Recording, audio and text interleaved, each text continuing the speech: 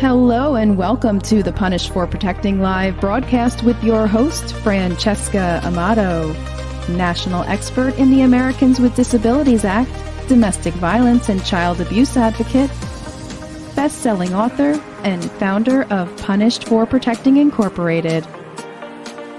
We welcome all of our viewers watching on Facebook via Punished for Protecting News and the CPS News Network. If you're watching on YouTube at Punish No More and Free to Protect, be sure to like, subscribe, and hit that bell icon. You can also find Punish for Protecting News on Rumble. Now, without further ado, here is your host, Francesca Amato.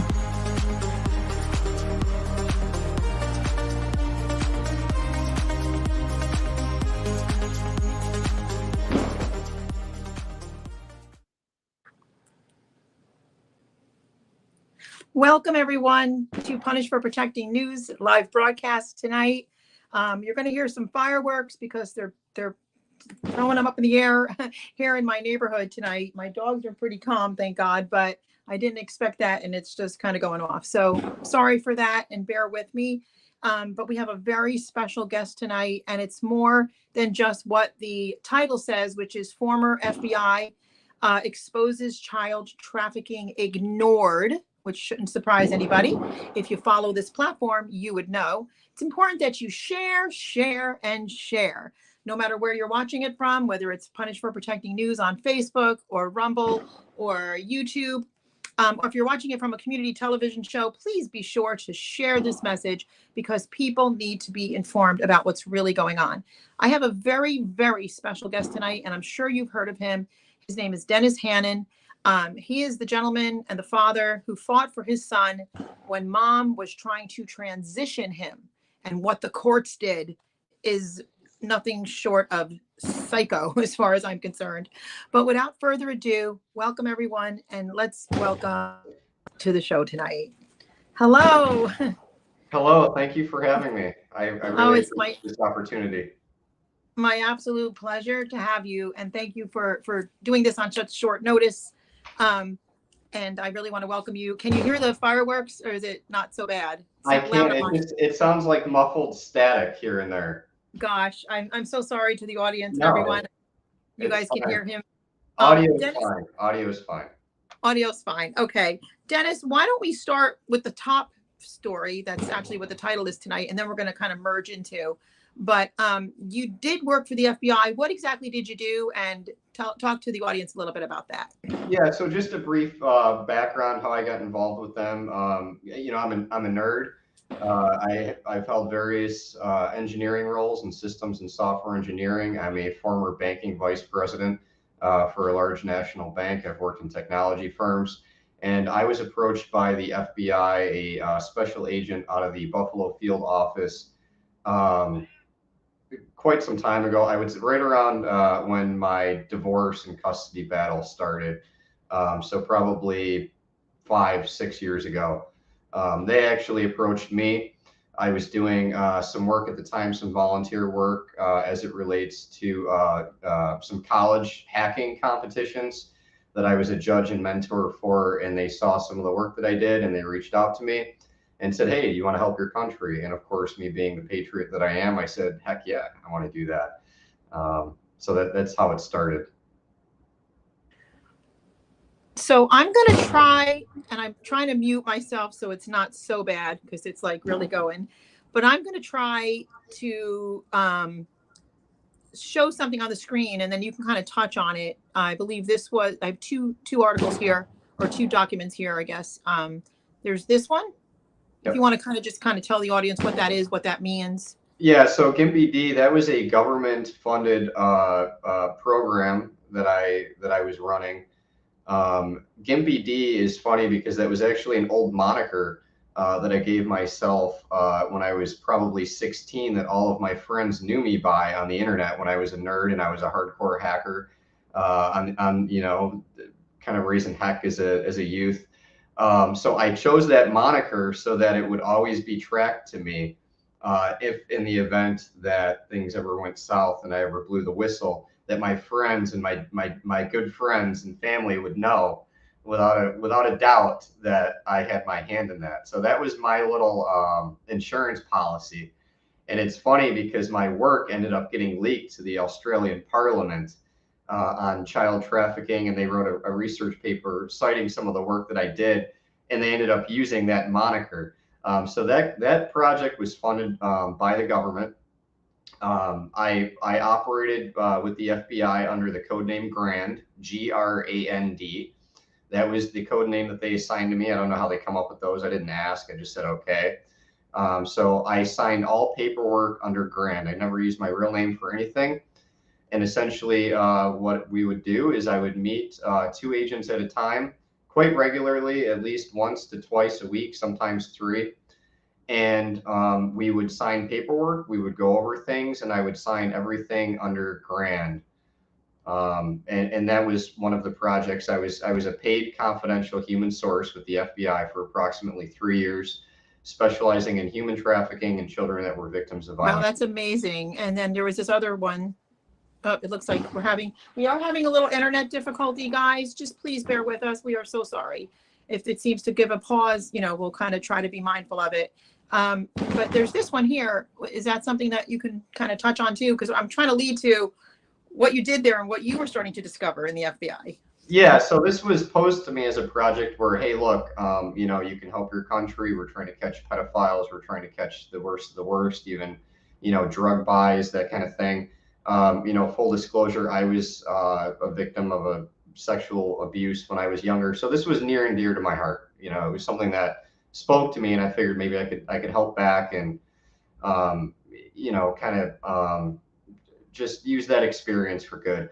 That article that you cited was actually an excerpt from the work that I did that was submitted to the Australian Parliament on cybersecurity. And it outlined some of the work that was done, but me being the nerd that I am, I don't think that article did justice what we were actually doing. But essentially, Tor is the onion router for those that are unfamiliar with that, and that was actually a project developed by the Navy to allow U.S. diplomats to send their cables securely from other countries where they would have internet censorship. It was a way for our government officials in other countries to communicate back to our homeland securely and safely. And what happened was this network, this deep web, as we call it now. So Tor is the deep web for those of you that are unfamiliar with that. It ended up being a safe haven and a breeding ground for human trafficking, pedophilia, drug marketplaces, pretty much the worst of the worst. It was all on Tor. And so my job was to develop relationships with pedophiles, gain their trust. We would do sting operations. I would get all of my computer gear and put it in luggage.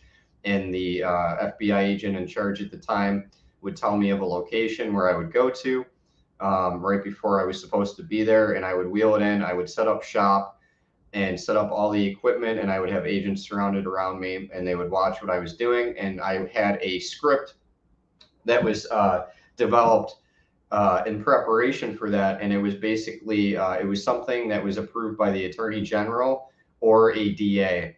And it was basically a script of laws that I was allowed to break and the things that I was allowed to do that normal citizens weren't allowed to do in order to fulfill the mission that we had at hand. It's astonishing. It's amazing. So you did this in Australia, I think Canada too, and the US, right? Or was it not Canada? Well, I worked locally out of with the Buffalo field office. I've met probably every single agent out of the Buffalo field office here. But our work was not national. It was worldwide. We had no restrictions on who we would target or where. But it started as child grooming and pedophilia. But what it was, and this is my belief, because none of the work that I did resulted in a single indictment. And what I found was that typically the people that we were unmasking and uncovering that were doing this kind of thing, they were judges, they were attorneys, they were people in positions of power, they were trusted. And you could tell because they would leave in these forums with pedophiles. They felt comfortable with each other because they were a community, and so they would give details, certain details that would allude to some things about their private life and what they did and that kind of thing. But they would also write books on how to groom children, and in those books they would describe how they did it with their own family members and this and that.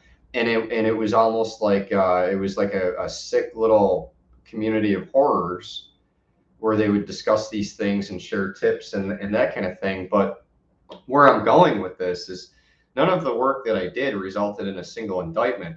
And really the goal, my belief, was to use my methods to target specific people and unmask specific people on the deep web to target anybody.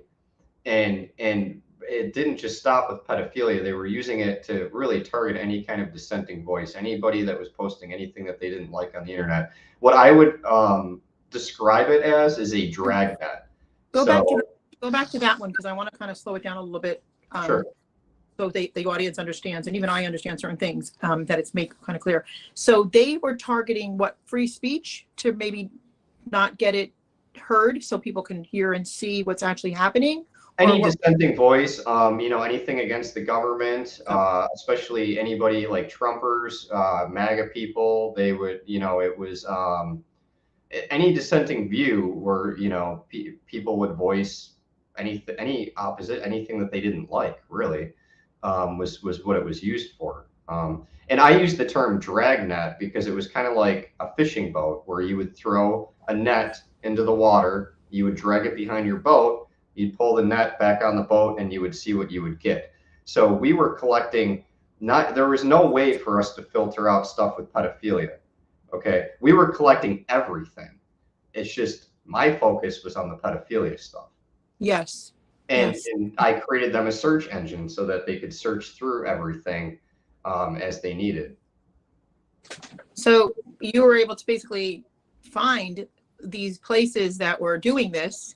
And what did the FBI do about it? Did they take it seriously? Did they run and go, protect the children right away? What did they do? They didn't do any. It was so frustrating.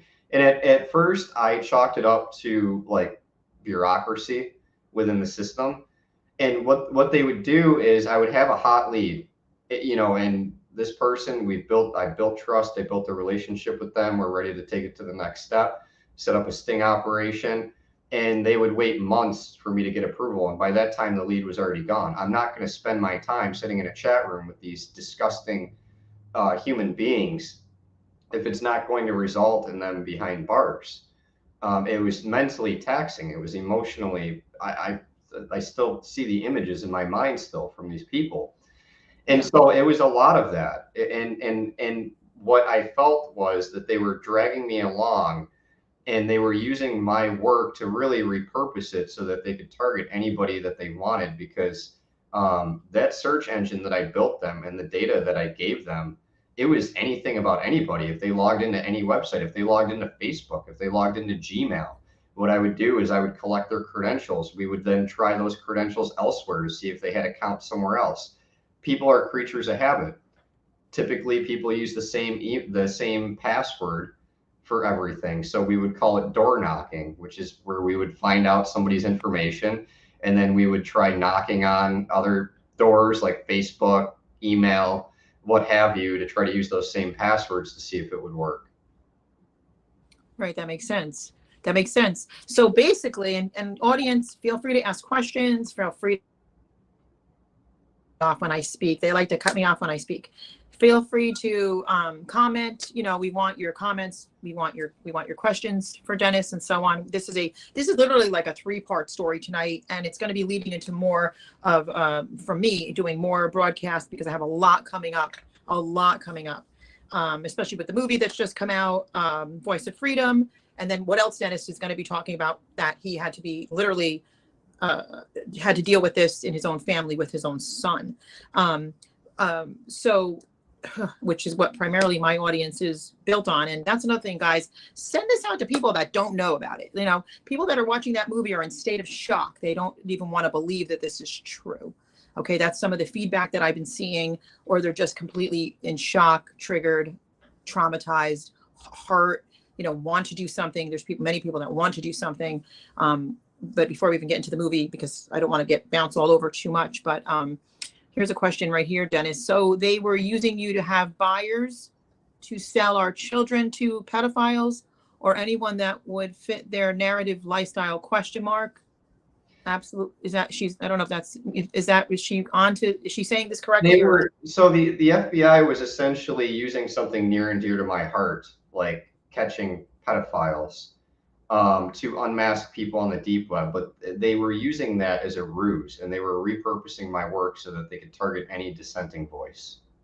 They didn't care about the trafficking. They ignored it. It never, the leads that I gave them went nowhere. They weren't worried about that. They were using about taking the concept of being able to unmask anonymity, and expose somebody so that they could do that to anybody that they wanted, and basically gather as much information as they possibly could about anything that they wanted, even just legal freedom, First Amendment right speech. That's exactly it. That's why I used to be massively viral. I am so censored. It is unbelievable. Like, I see the things that they do to affect the proper voice going out and what's needed. But there's a lot of crisis actors out there. There's a lot of things that they're doing to distract people. Airplane. That's all I'm going to say, because everybody's asking me to talk about this, and I refuse to talk about this. You'll know what I'm talking about if I just say that word. I don't waste my time with garbage. I'm focused on something here that's very serious, so I don't get distracted by this kind of nonsense. Okay. And also, Dennis, and so many these questions are coming in, and I'm going to bring them up, guys. So thank you for putting them there. Hi to my niece. Dennis, so you saw firsthand, you were right in the midst of it. You knew that they didn't care about child trafficking. They didn't care about it. They just cared about silencing the voices of those that would basically expose it. No, and then when I left them, I broke up with them when I would consider like a bad girlfriend. All right, I was like, it's not you, it's not you, it's me, right? And I couldn't do this anymore. I just couldn't do it. So I told them that. Or basically, it's not me, it's you. Right. So I told them that. They kept trying to contact me. I ignored their calls. I had FBI agents in an undercover car at my house, knocking on my door at 8:30 to come on in to see how I was up, what I was up to, what I was doing. I still get calls from them. They'll leave voicemails. I had a call from a special agent in Buffalo, and he called and left a voicemail to said that he just wanted to do a proof of life, and just to make sure I was still alive, and that was it. So they still try to reach out. Oh, is that kind of like a CPS? Let me just check. We have concerns. Yeah. And you know, these people still call me every month. Okay, I save the voicemails. So, and it's unreal. It's disgusting, and it's unreal. It's just unreal. I mean, it's shocking. I've been doing this for close to 16 years, and I'm still shocked every day to know just how big. I don't even believe, like the movie said, it was like $1 billion industry. I believe it's a multi-trillion-dollar industry. And I know that these children where are they coming from? That's my main words lately. Where are they coming from? They're coming from family court judges. They're coming from child predator services, child pedophilia services, CPS. They're coming from foster care. They're coming from what I call the black market of adoption.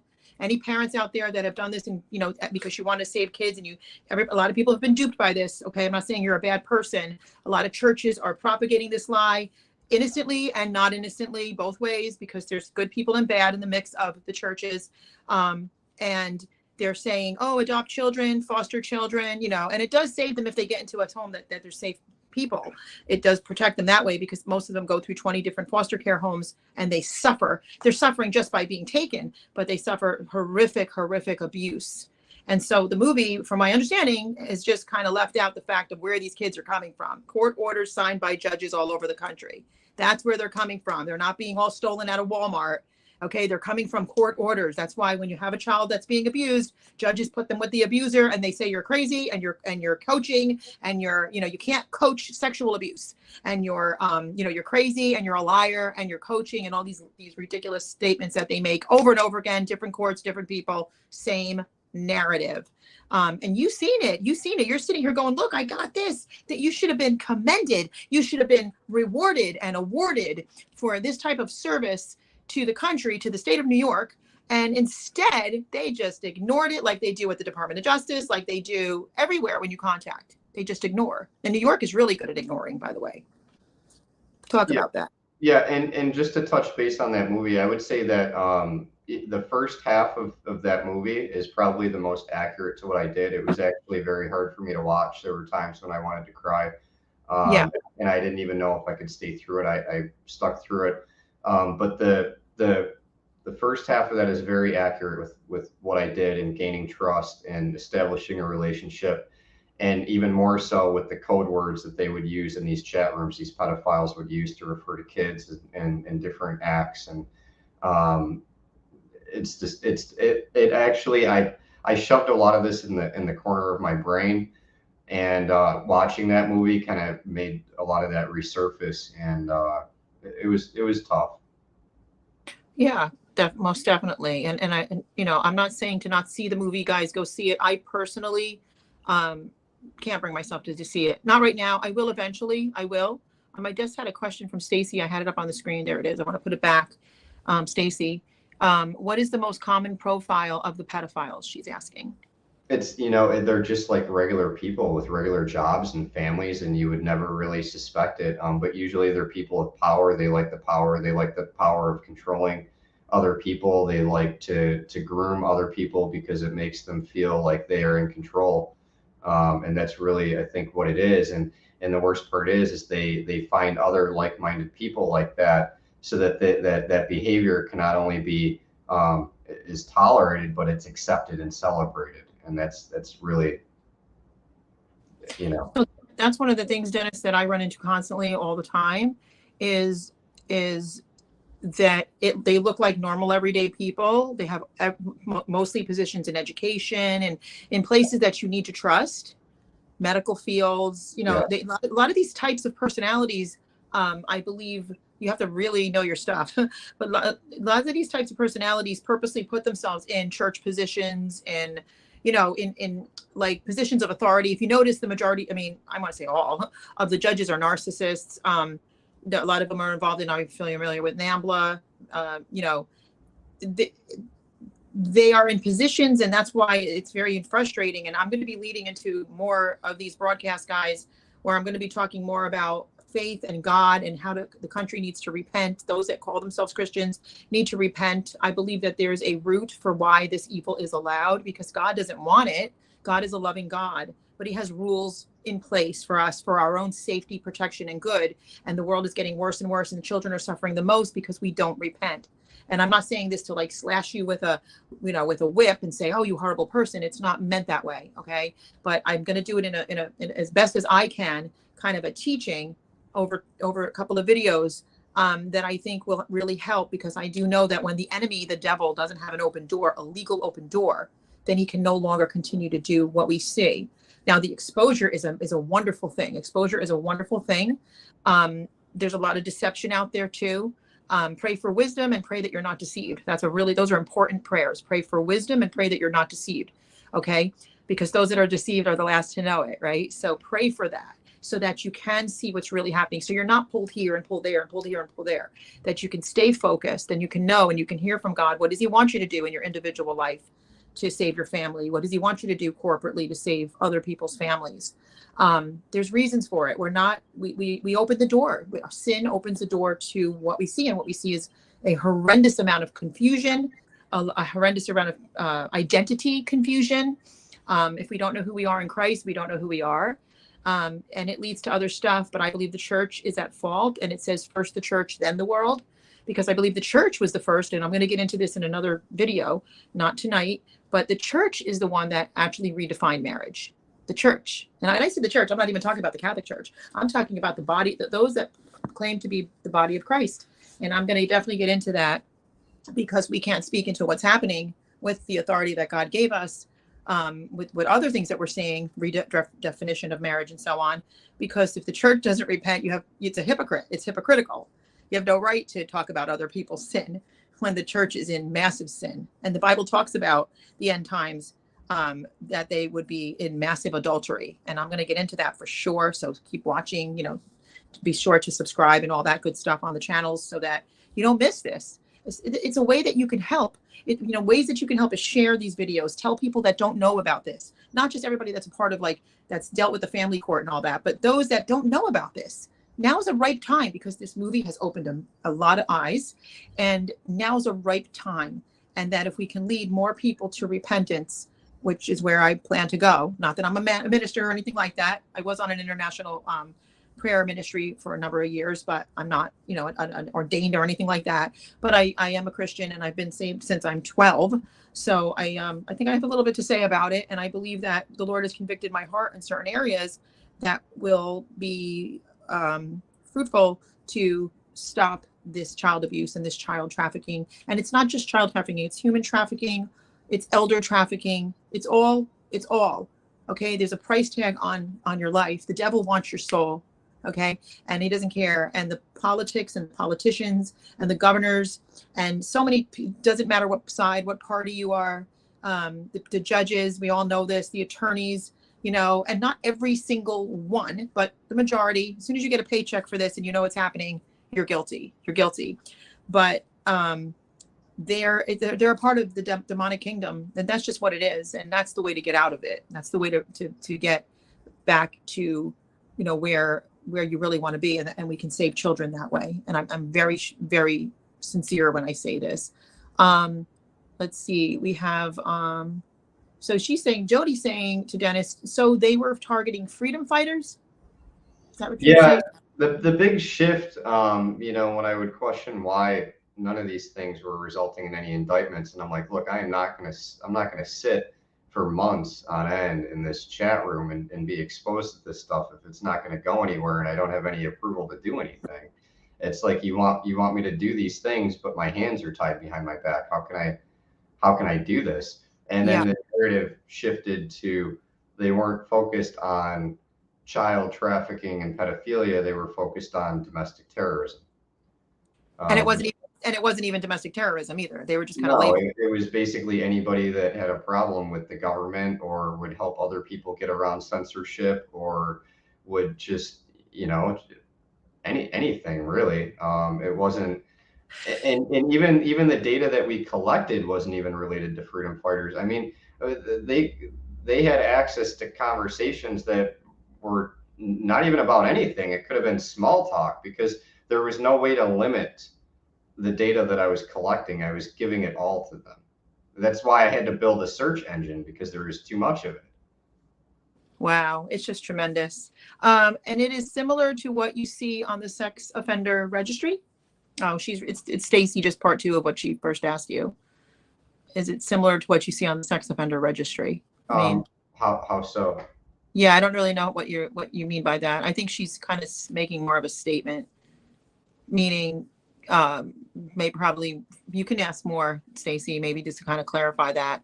I agree with this one statement that I just saw, LKW. You're saying power hungry. There's so much. Gosh, you had a good statement. Here it is. These abusers use the family court to keep their victims. It's all protecting the government players, who are the judges, the lawyers, the politicians, et cetera, et cetera. And I couldn't agree more. I think a big part of this too was that they were also targeting me. Yeah. Because I was I'm a constitutional guy. I'm a Second Amendment guy, right? I'm not going to tell you who I voted for, but I'm pretty sure you could all take a guess. All right. Yeah. And so I'm patriotic. I love my country. I would do anything for my country. And I still will. And I think that part of it too was to keep dibs on me, to keep track of me, to understand my abilities. One of the things that they told me was that they made an assessment on me, and the assessment, I'm trying to remember, it consisted of 3 things: what I was capable of, what I'm not capable of, and the lengths that I'm willing to go to close the gap between the two. So they were looking into me just as much as I was looking into these other people. And I think that was part of it too, was, and now here I am, right, speaking out against things, and maybe I fit a certain profile, right? So it all kind of came together. And then when I look back, and I think that the FBI came into my life out of nowhere with a phone call right around the time that the gender, transition happened with my son. It wasn't, I don't believe in coincidences. I don't either. We're going to get to that right after this commercial, but I just want to say two things. To answer LKW, where you said, why isn't Tim Ballard exposing the judicial cover-up? He must know. I just did a TikTok, and, I connect the dots, and I'm like, where are the children coming from? This is where they're coming from. I've been saying this for years, abolish family court, the child trafficking industry gateway door. And that's the one video on TikTok. I mean, they usually blow up. That's like, it had 35 on it for like a whole day, 35 views. And I know that there was something wrong. And I mentioned this about Tim Ballard, and I know others who have reached out to him, and I've reached out to him prior to this movie. Obviously right now they're going to be extremely busy. I don't want to get into that too much. I'm not going to knock somebody, because I'm very pleased of the exposure, and we have to strike when the iron's hot when we get these types of things. Right now there's something going on with Catherine Kazanoff. I don't know enough about, the gentleman, I can't think of his name. My brain just completely went fried, but after the commercial, I'll try to look it up. And now they're attacking him. And I don't agree that he is a bad guy. I believe people can change. I believe that he was protecting women and speaking out on women. I believe that the father's rights movement that's filled with abusive men. Okay. As you can see, we love godly, good men. Here's one right here. Okay. We pray, I honor men and good fathers and good husbands and good men. I have a son. Okay. So, but we have a lot of garbage out there, especially in the family court, that are abusers. And the father's rights movement is a dangerous place for good men, because they're not going to protect the good fathers. They're only going to protect the abusive ones. That's clear. I've had that proven over and over again. They're the ones that I believe that, because he spoke out and had millions and millions of views on what happened to Catherine, now they're attacking him, because he was a self-proclaimed narcissist, and he said he was abusive to his wife, and he's a completely changed person. And I'm not inside his heart. Okay. I'm not God, and I'm not going to judge that. Okay. I know that we're supposed to look for fruit, and of course, but I just feel that it's kind of ironic that all of a sudden he's a bad guy, but everybody loved him a minute ago, because he's been exposing, and he defends women, and he's in tears 99% of the time. We can recognize our own sin, feel grieved by it, change our ways, and fight for what we've done wrong in life. Okay. And all of us, the Bible says, all have sinned and fallen short of the glory of God. So if we're pointing at somebody that repented, that you're doing the devil's work. It's actually called the accuser of the brethren. Now, he could be bad. I don't know. I didn't do enough research, but from what I see, I'm not getting that feeling. I believe he's being attacked. So I want to talk about that. And I see so many here. Stacy just basically said the profile. That was the question. Thank you, Rhonda. Robbie Harvey. And if I can get an interview with him, that would be phenomenal, because I'd like to talk about this, and I'd like to defend him if he was that person and he no longer is that person. I mean, Saul went from Saul to Paul. He was persecuting Christians. So enough, people, get off your high horse. We're all filthy rags. Don't forget that. Let's go to a commercial break, and we will be right back, because Dennis is going to talk about how his wife tried to transition his son and what the courts did about it. I bet you won't be shocked about what the courts did about it. We'll be right back after a message from Punished for Protecting Incorporated.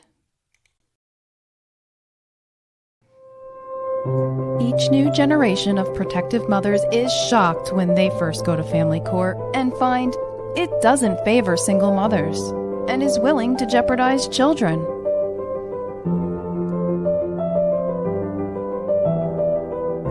Francesca's harrowing experience with the broken family court system, from which she finally received justice after 8 months of struggle, is proof that there is light at the end of the tunnel. Francesca has one of these unspeakably cruel cases and has responded by shining a large spotlight on widespread failures so other mothers won't be shocked.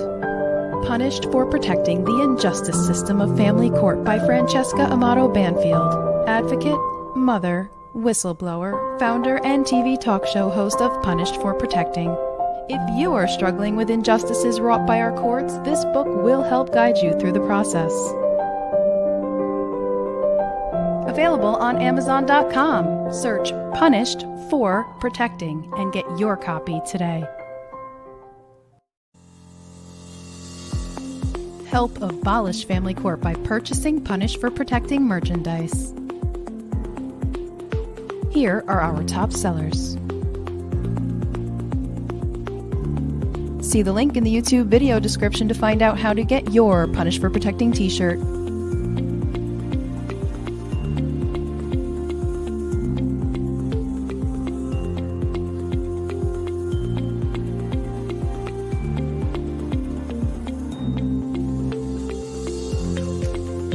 Get your high-quality Punished for Protecting t-shirt while supplies last, and let everyone know that you stand for justice. Are you being re-victimized by the family court system? Do you need help with your case? Go online and book a talk with Francesca. Go to punished4beingAparent.com/book-a-talk. Fill in your name, email address, and message to Francesca. Someone will get back to you within 24 hours. Francesca and her staff of volunteers continue to work tirelessly every single day for parents and children who are in need of their help. There have been multiple success stories, including Francesca's, which gives hope to others in similar situations.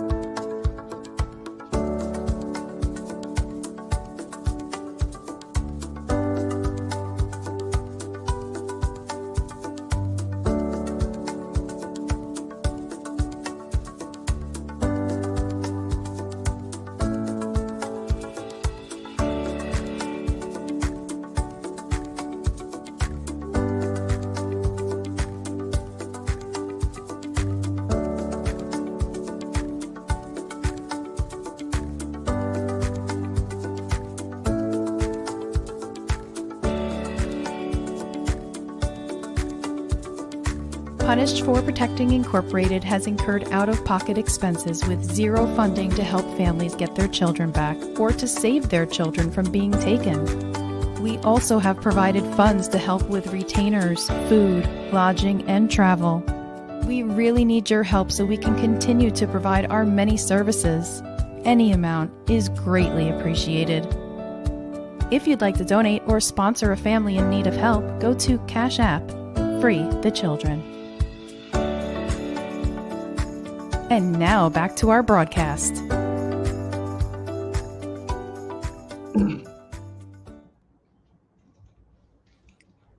Okay, we are back, and now we're going to get into the second segment of tonight's broadcast. There are a lot of messages coming up, which I will share your statements, guys, your comments, and your questions. So keep them coming.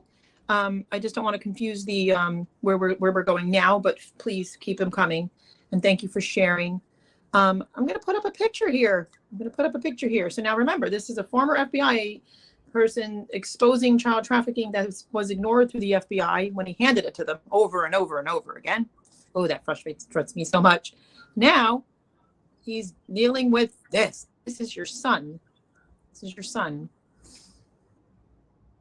Yep. And this, and for some reason, I thought there were more than, I thought I had like a few pictures up here. It's hard to look at. It's hard to. Let me describe. This is my son, age 4 to 5, in a beauty pageant by his mom. This was taken in a public setting. These pictures were posted on her Facebook. I had no idea that this was happening, and I'll start with the story and how I discovered and everything. Whatever. And then I thought I had more than one and for two, and I only have the two, but you guys get the idea. If I can get the other one up, I will. I don't know what happened here. But why don't you go ahead and talk about that, and I'm going to look for those pictures for you. Yeah, so approximately age 4 to 5, my ex-wife was responsible for socially transitioning my son, meaning she changed his name, and she had the school referring to him exclusively as female pronouns. Now, she didn't change it legally, she changed it in the school. I found out because one day I got a letter in the mail from the school addressed to the parent or guardian of, followed by a female name. The female name was Ruby. I didn't recognize that name, but the address was correct on the envelope, and it was from my son's school. So I opened it, and I was shocked when I opened it because they were all female pronouns, and they were referring to my son as Ruby. That was how I found out, and it words can't even describe how devastated I was. I was the last to know.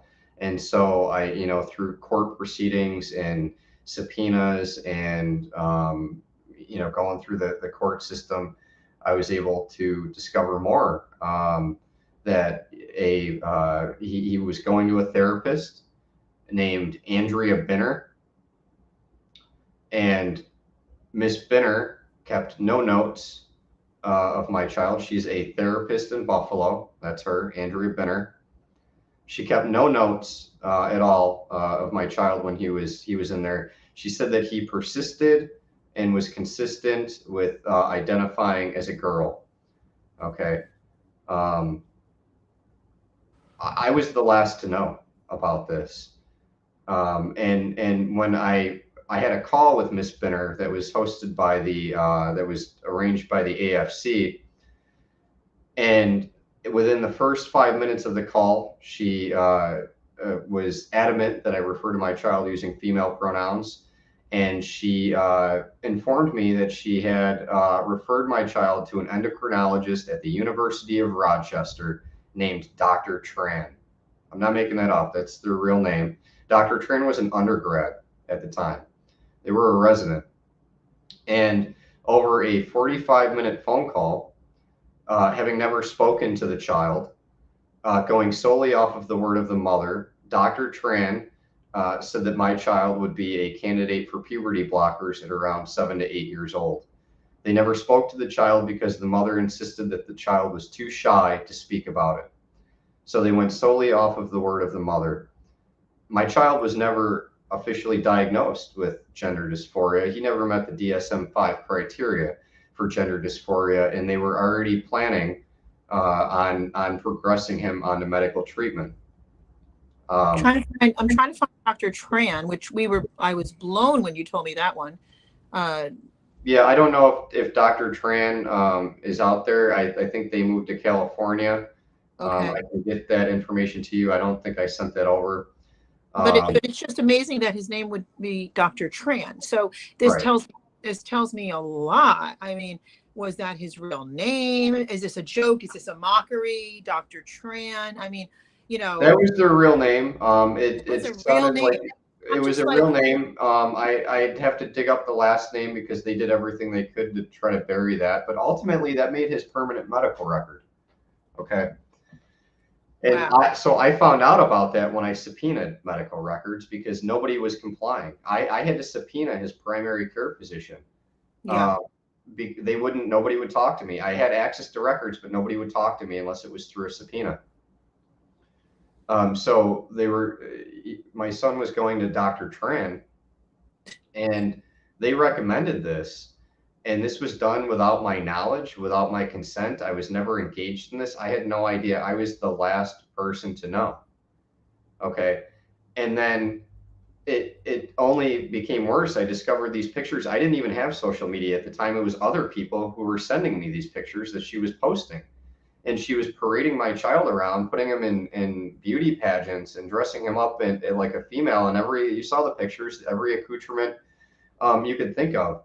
And I was actually punished. I was gag ordered by a Supreme Court judge, Daniel Furlong, for posting those pictures. That's him. Thank you, Mr. Furlong, for that. This man destroyed my family and my life completely. He essentially he awarded sole custody to the mother. He gave her sole medical decision-making power to do whatever she wanted.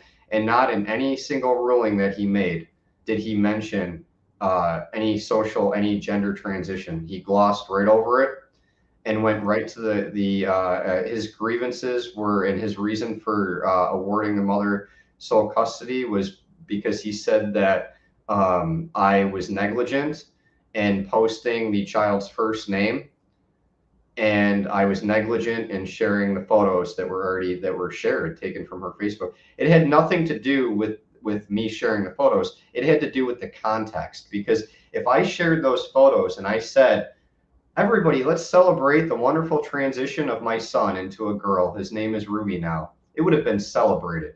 But the fact that I used that and I spoke out against it was his reason for ordering that decision. And it's just I see this all over the country in every court I go to, and a judge will demand that you vaccinate your kid, because you're nuts if you don't. You're absolutely crazy if you don't. He forced me to. He forced me to vaccinate my son as well. Yeah, they'll do these things, or they'll force you to, or you can't tattoo your child. Your child can't go pick up a pack of cigarettes and start smoking. So obviously for obvious reasons, okay, they're chemicals and they're bad for you, and they're bad for your bloodstream, and they're bad for your lungs and all this other stuff. So tattoos are bad for your bloodstream and so on. But they can go ahead and start chopping off body parts on little children and change their identity and take you, the protective normal parent, out of the picture like there's something wrong with you. Yeah, so they were already practicing gender affirming care and affirming that he was a female before a diagnosis was even made. They made a treatment plan before a diagnosis, and the attorney for the child, David Freck, out of Children's Legal Center in Buffalo, was the AFC. And he was actually, he was on the defendant's side. I was the plaintiff. He wanted to award the mother custody. He was all for this. Never spoke to me at all. And I was actually ordered not to talk to my child about this, about his own sexual identity. I wasn't allowed to talk to him about it. Why? Because they wanted other people to talk to him about it for me. They thought that they knew better than the parents. Not once did they ever engage me in any of this. It was all unilateral. And I was punished for speaking out against it and telling the truth, because nothing I said was false. Even what I'm saying now, it can all be verified.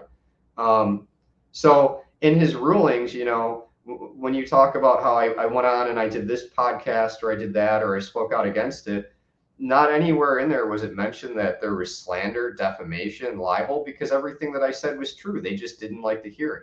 Isn't it amazing how courts don't know the law? It blows my mind every day.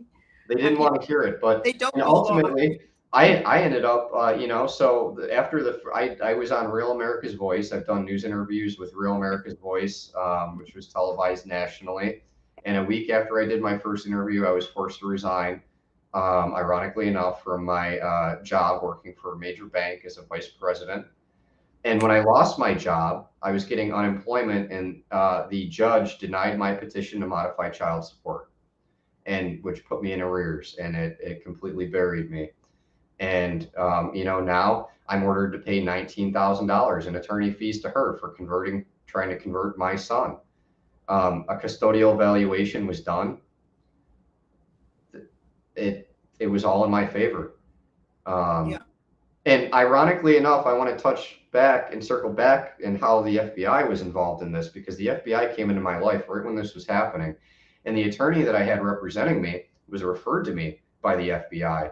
And that attorney was Patrick Belkin. And that might ring a bell, because Belkin was Nick D'Angelo's partner. So you can see where this all makes a full circle. Okay. Belkin actually, I don't know if you call it malpractice.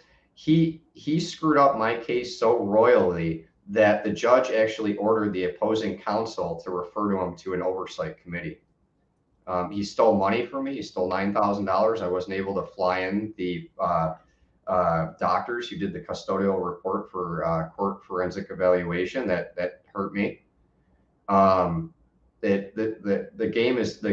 cards were stacked against me. It was rigged, and these people knew what they were doing. And it was from the attorney for the child. The attorney for the child, I tried to have him removed because he was having ex parte conversations with the therapists to try to develop a treatment plan. And at the time, I had sole medical authority, and he did that behind my back without me knowing. I was never engaged. So that's influence. Once again, we have an attorney for the child who's supposed to be unbiased, who's using a therapist at his own office on his payroll to try to influence and develop a treatment plan ex parte. He essentially made himself a witness to the case, and the judge refused to have him removed.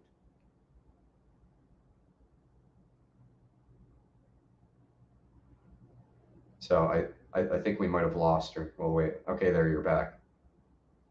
Your internet cut out. We got no audio. There you go. You're back. I gave you the full screen because I wanted you to have the chance to talk about this. People are flipping out about this right now. They're like, yeah, and you know, just to give your audience a background, I maybe have a beer or two on the weekend. I've never drank in front of my son. I'm a good guy. I don't do drugs. I have a good job. I own my home. No criminal record. You know, my I don't know what they call it, MMPI score, my psychological evaluation, clean as a whistle, no mental health issues. And this was purely influence. It was all perpetrated by the mother, and the courts and everybody that was there to do something about it did nothing. So what dishonorable Daniel Furlong did was, even still, after no medical diagnosis of gender dysphoria, he ordered me to take my son to a gender therapist, Center for Psychosexual Health. Okay. And Danielle Cook is the director there. And after a year and a half of him being there at $145 a session, because they didn't accept insurance, I was ordered to take him. $145 a session, sometimes once a week. Okay. And they didn't see any gender dysphoria. He didn't meet the DSM-5 criteria. Danielle Cook testified to that on the stand. However, she was adamant that and demanded that he stay for watchful waiting, because they wanted him to stay in gender therapy so they could watchfully wait until they saw a sign or until he met the DSM-5 criteria, so that he could move on to more progressive treatment, if you want to call it that, like puberty blockers. So he was caught up in this system, which was a giant cash grab. And that's all it was. And to Stacy's question, yes, the mother absolutely did groom my son. There's actually a report that came out in a therapy session between the child and the therapist, where he reported that his mother would dress him up in girl clothes, and the daycare director for where he was going at the time, called Tiny Treasures Daycare in Kenmore, the director, Jennifer Babcock of that daycare, would sleep with my son sandwiched between his mother and herself, and they would call it a Ruby sandwich. Yes, that's Tiny Treasures Daycare right there. If you have kids that go there, take them out. Okay, take them out of there. That daycare director for that daycare was sleeping with my son in a Ruby sandwich, they called it. This came out in a therapy session. We didn't know about it until my attorney asked for an update to the courts from the therapist.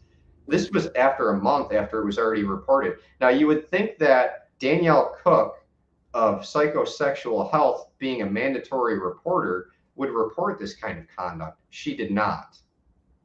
She didn't report it. Nobody reported it. It never made it to CPS. Nobody did anything. They glossed over it. Nothing ever ended up happening. And ultimately, they ended up awarding her sole custody and sole medical decision-making power. it's absolutely psychopathic, but I see it every day. I see it in every court, in every state. I see it every day. And they have what's called broad discretion to make proper decisions, and they always choose to make the worst ones because it's the child trafficking industry, and these people have been overtaken.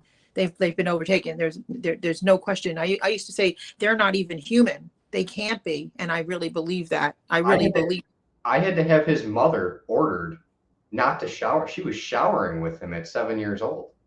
They did stop. It's not like, she was wearing, a bikini or anything like that. They were showering naked together. At 7 years old, she was sleeping with him in the same bed, having these Ruby sandwiches. I had to have her court ordered not to call him by any other name other than his birth name. I had to do all these court orders, and then dishonorable Daniel Furlong came along and wiped all that out. Okay, so wait a minute. So you had it so that you did have it so that she couldn't shower, and Daniel Furlong took that out, that she can shower with him? Yeah, so I took this. I want to just put him back up again on the screen. I thought I had this is Daniel Furlong. I just want to keep him up on the screen because I want you guys to see who this psychopath is. And this is one of, he's just a different face. He's a different face of most judges, of all judges. I'm sorry, forgive me, of all judges in the family court arena, because even some of the ones that I thought, wow, maybe we have a chance here with this one. Hannah has heard me say that. I think we might have a chance with this one. I don't know. Seems like something's not too bad with this one. And then they make the court order and I'm just like, oh my God, they're just really good at acting. They're just really good at pretending they're compassionate, pretending they're empathetic. It's just like the politicians and everybody else. They'll look you in the eyes too. They don't care. And they're doing this sick evil. So Daniel Furlong came along. So to give your audience, just to let you guys know, this case lasted 7 years. I took it all the way to Supreme Court. Daniel Furlong is a Supreme Court judge in Buffalo. And I took it all the way to Supreme Court in trial, and that's when I lost. It was a 3-day trial. Prior to Daniel Furlong, it was presiding Judge Mary, I think her name is Mary Sliz. And she was the one that put protections in place where you can't call them any other name, you can't shower with them, don't sleep with them, sole medical authority to the father. We were on the right track. She stepped off of the bench, retirement, something. She's no longer there. Daniel Furlong, or they moved her off the bench, probably. Yeah, something happened, and then Daniel Furlong came along and completely wiped out all those protections that we had in place. I mean, that's just, and look at the, like, you know, you can't even say respect your elders anymore or get some wisdom from your elders because this is what they're doing. This is what they're doing. You can't trust these people. You can't trust them. You know, oh, don't touch a judge. Don't touch a judge because, you know, just we can't touch the judge. You know, they're God Almighty. It's a God complex. It's very sick. Just very, very. And this has destroyed me. And financially, I'm ruined. I spent $150,000 in legal fees, and now I have to pay hers. I have more money in judgments and court orders from Daniel Furlong to pay than I make every month. I'm going to hook you up with somebody pretty soon to take care of that. We're waiting for one thing right now. So right now I've got 5 appeals going in the appellate division. Yeah. All the way up, all the way down. I'll do whatever I have to do. The beauty of all this, the plus side in all this is when somebody takes everything they can from you, there's nothing left for them to take. And my money will come and go, but their reputation will be tarnished forever. And they will take this to the grave because I'll make sure that nobody forgets about what they did to my son. I will call them by name. I'll look at them. I've stared evil in the face. They don't scare me. Okay. There is no end in which I will go to protect my son. And if that means calling these people out by name, naming their practices and humiliating them and calling them out for the things that they did, that's exactly what I'll do, because guess what? I got nothing left to take anymore. That's exactly. And your reputation is going to be damaged for the rest of your life. My money will come and go. You can't get that back. Good luck. That's 100% correct. And also there's an eternal hell that's waiting for them too, because the Bible's very clear about that. So they're getting away. No one gets away with anything. No one gets away with anything. Okay. You can repent, can do that, but you don't, and you're not so far. No one gets away with anything, and you can be taken just like that, and then you'll be facing judgment. You'll be facing this way for harder judgment that you've placed on people. Yeah, they made no mention of any of the actions from the mother. None of the grooming, the transition. That she shopped around for doctors until she got an answer that she wanted, because that was what came out in discovery. All this stuff came out in discovery in court. The paperwork's all there. It's just they chose to do nothing. They ignored it. They were complacent. New York State is pretty creepy. It's a pretty creepy state. I'll give you that. But it's creepy everywhere. West Virginia, I mean, it's just creepy. Just creepy. Arizona, you want to know the hotbeds of trafficking, I can tell you. But on the good note, though, there's no medical transitions done of any kind. And he's 9 years old. He's 9 years old. He has a voice now. When this happened, he was 4 to 5. Praise God. He didn't have a voice. He didn't know. He thought that this was normal, right? It was normalized to him. And when I separated with his mother, I had to scratch and claw for visitation. I was only getting at the beginning 2 hours Tuesday and 2 hours Thursday, and it was supervised only. So I don't know what I don't know. And I had to scratch and claw to get expanded visitation and access. When I was picking him up, he was a boy. He was dressed in boy clothes. Oh, so she wasn't even letting you know at that point. No, she was dressing him up as a boy when I was picking him up, and then dressing him up as a girl to drop him off to school. Absolutely sick. Absolutely sick. Just sick. Wow. Just sick. Just sick. It's a shame. Just sick. It is. It is. Judgment is coming to those who call good evil and evil good. 100%. 100%. It's really see all those that are involved. It's sad to see, you know, just how many are deeply involved in this. You know. All I've but there is something we can do about it. Oh, go ahead. Mm-hmm. Go ahead. Sorry, there's a slight delay. Go ahead. But I was happy when we talked last night. You know that you said that your son prays. He has faith in God. He's doing pretty good. I'd like to kind of close with a positive, you know, to the story. There's definitely a positive aspect to this, and you have access to him, and he has sleepovers, and he comes home, and you have access to all medical. Yeah, and if I may, I want to give some tips to your audience so that they can help prevent this.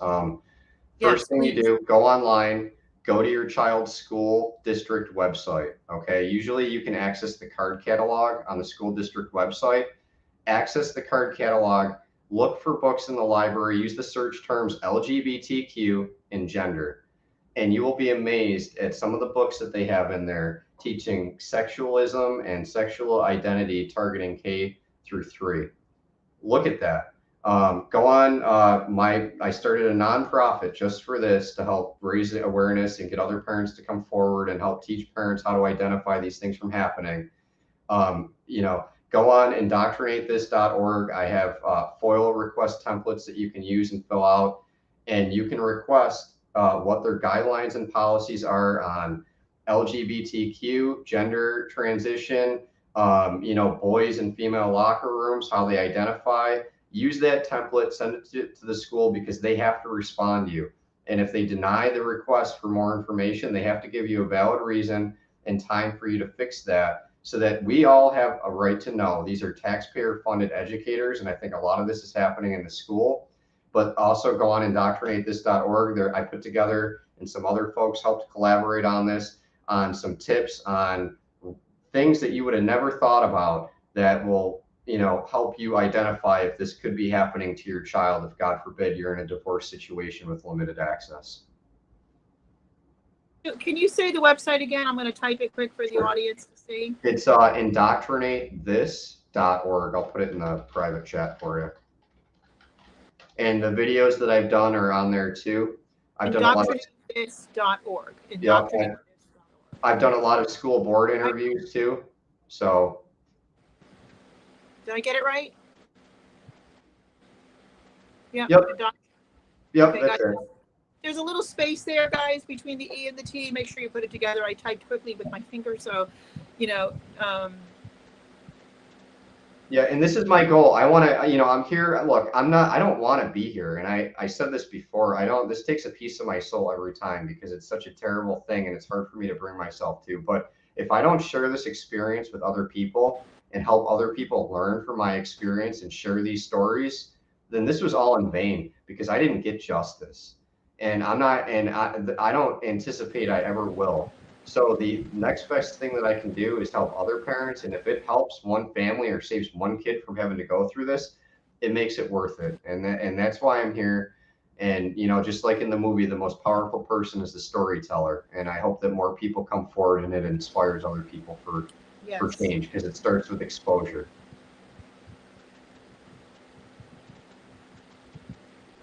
It's kind of cutting. I don't know if it kind of cut me for a minute there. I just want to, before we close, and I thank everybody for your comments and your messages and goodwill toward Dennis and so on. And you know, Dennis, you're doing a great job, and God has definitely called you into doing this, and it's not easy. I know that firsthand. it's very difficult. But just keep the focus. Keep the focus. Obviously, I know I know with me when I had to go through a situation, I just kept my eyes were on the Lord and my eyes were on my son ahead of me in order to help people. And every child that I see and deal with, with the families that I see, I know the pain that they've suffered that they're suffering because I've suffered it myself. And I don't want to see these results. Like the results are that the children, what the enemy wants to do to the children, and what we have to do everything we can in our power to prevent it, because I'm worried about the next generations. We were talking about that last night, the children's children and their children, so very important work. And those of you, if there's nothing else you can do, you can share videos like this, share them with everybody's got however many friends on your friends list or whatever venues you use, social media, share, just keep going for a while there, spend 10 minutes and share it out. Let people see this, tell somebody about it, talk about it, explain what's really happening, explain what's really happening, because it is happening and they're coming from the family court. It's as clear as can be. It's the judges that sign the orders. It's coming from the family court. CPS is an arm of family court. Foster care is an arm of that. National Center for Missing and Exploited Children, a big arm of that. Very evil, big lie, big huge lie, all being exposed. That's where the FBI wanted me to send my leads. Eventually, they got tired of me sending leads, and they told me just to send them over to there. It's funny you mentioned that. Send it to John Walsh. He'll help you out. Sure he will. Yeah. It's a big cult. It's a big satanic cult. It's a big satanic cult. And we have, we've got my whole Walsh family broadcast on the channel. I encourage everybody to go watch the Megan Walsh and the Adam Walsh stories, and what's really happening, and what's been really happening. So, Dennis, I really appreciate you. Thank you. I'm going to put that website up one more time here, indoctrinatethis.org. Thank you for doing the program tonight. I really appreciate you. I'm sure I'm going to have you back on again. We're going to continue to pray for you and your son. Thank you. I'm very happy to hear that he's didn't get worse than dresses, which is bad enough.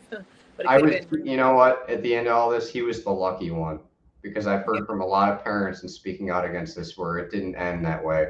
No, I know. So just shares and prayers, it goes a long way. Get visibility on this. This stuff is here. It's at our doorstep. This was Kenmore, town of Tonawanda, that helped too in converting my son. So. Yeah, it's very sick, and people have to listen, guys. You have to be courageous in this life.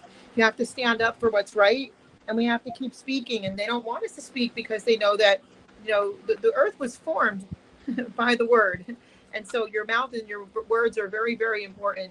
So keep speaking truth. Don't be afraid. Keep doing anything that you do it's within the truth and that would protect children. Do it. I see a lot of people crying. They watch the movie, they're crying. What can we do? Keep telling people, keep doing that. Help financially somebody who needs it. Do whatever you can. Ask God to show you where am I to be in this? Where am I to be in this picture? And I always tell people, believe it or not, sharing these interviews, informing people that don't know can go a very long way. Okay, because there's more than just the outsides of, we saved all these children, child trafficking. Okay, there's a lot more to it, because we have to stop it where it's starting. And I said, end family court, and you will end child trafficking. That's where the kids are coming from. That's where they're coming from. When Thomas Valva was murdered by his police officer father in New York State, they were running a child trafficking ring inside the home. Okay, and the judges that were all involved, and the police down there that were all involved, they literally hid the cameras, because the cameras were bringing in $300,000 to $600,000 a month in that type of income, in child, income. And that little boy was murdered by his own father. Okay, his own police officer father. Okay, so yes, there has been very horrible tragedies that have ended, and I am very blessed for the children that are saved and protected. No child should go through this for 5 seconds. Okay, let alone the time that they go through it, or to lose a life. And that's why like I said, there's going to be more broadcasts coming, because if you really want to do something, we have to change our hearts. We have to change the way we think. You have to repent before God, because God sets laws because he loves us, not because he hates us, because he knew, like Even back in the days of Sodom and Gomorrah, people weren't marrying, okay? That didn't happen, okay? That did not happen. There were not transgenders either, okay? So it says that the last days will be as in the days of Sodom and Gomorrah. It's worse than that now. And I think I heard you on Stacey's interview, Dennis, and myself. I have gay friends. I have, and so do you. And I'm not saying that like, oh, yeah, we have friends. No, it's not like that. Don't go starting with this whole phobia thing. This is not a fear of a person. This is a fear of what's happening. And when you go near the kids, that's where I cut you off. Do not go near children. Do not go near the children. Leave the children alone. And that includes you, family court judges. That includes you, attorneys that turn a blind eye. That includes you, guardian ad litems and child attorneys that turn a blind eye and follow your handbook. Okay, we know what you're doing, but most importantly, God knows what you're doing and God sees you. And so this is how we have to do this. So did you want to wrap up with anything? Did you want to say anything? I just want to say thanks to you for allowing me to use this platform to tell my story and just get the word out and share that experience. And I want to thank your audience and the comments that poured through. I appreciate that. And just share it because this stuff is here. And, unless we take a stand, I don't even want to think about where we're going to be at if we don't. We need to oppose this. We need to take action. And the time is now. We can't wait till there's another victim. It's already too late. And I hope my experience resonates, and I hope that you remember this for the rest of your life because it's not going anywhere. And if we choose to do nothing. Well, and what really gets me is that if you look on TikTok or Facebook and you see these crazy people that are talking about crazy things and stupid things and dangerous things, and I won't say specifically, but if you look at their numbers, they've got thousands and thousands of live views. And when I first started on Facebook, matter of fact, I had about 10,000 views the second I would go live until 2020 hit. Okay, so it goes to show you they don't want this topic talked about, and that's why we need people like yourselves that are watching. We need people like yourselves that are watching. That I agree.